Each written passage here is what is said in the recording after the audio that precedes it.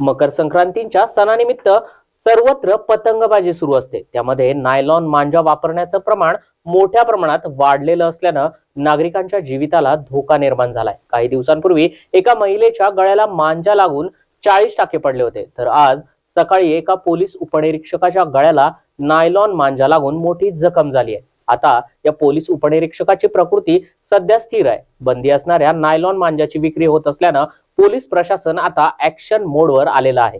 आज पोलिसांकडून संपूर्ण शहरामध्ये पेट्रोलिंग करून प्रत्येक दुकानामध्ये, प्रत्येक मैदानावर जाऊन ही पाहणी करण्यात आली आहे। नायलॉन मांजानं पतंग उडवणाऱ्यांवर कडक कारवाई केली जाईल असं वाहतूक शाखेकडून सांगण्यात आलं आहे।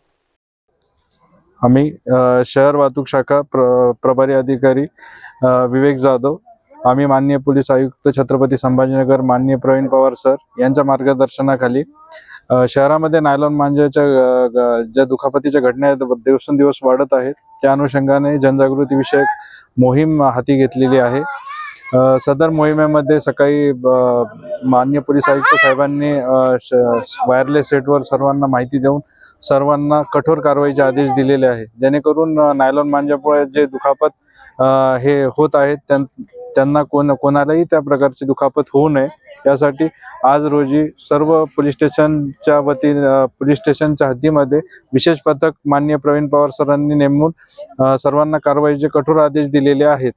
आज त्यामुळे आम्ही अयोध्या मैदान येथे जनजागृती करण्यासाठी आलो। आम्ही सर्व विद्यार्थ्यांना, सर्व पतंग प्रेमींना एकत्र घेऊन ज्यामुळे पतंग नायलॉन मांजामुळे काय काय गंभीर समस्या उद्भवू शकतात त्याविषयी जनजागृती केलेली आहे। आणि संक्रांत हा सण हा लोकांना साजरा करण्यासाठी असतो, इतरांना दुखापत करण्यासाठी नसतो, हे सर्व विद्यार्थ्यांना समजून सांगितलेले आहे, सर्व पतंग प्रेमींना समजून सांगितलेले आहे।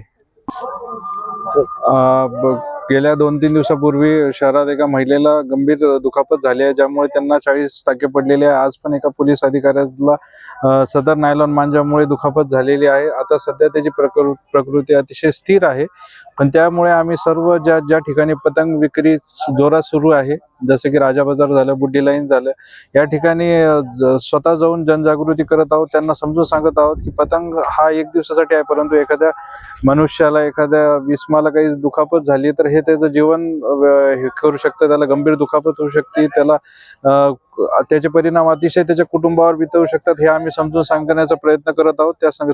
त्यामुळे आम्ही वारंवार माननीय पोलीस आयुक्त प्रवीण पवार सर यांच्या मार्गदर्शनाखाली कठोर त्या सूचना देत आहोत। यामुळे आपल्याला पतंग उडवणाऱ्याला जर लहान मुलगा असेल तर त्याच्या घरच्यांवर याचा गंभीर परिणाम होऊ शकतो। सदर पतंग प्रेमीवर या सदोष मनुष्यवधाचा गुन्हा या अंतर्गत दाखल होऊ शकतो।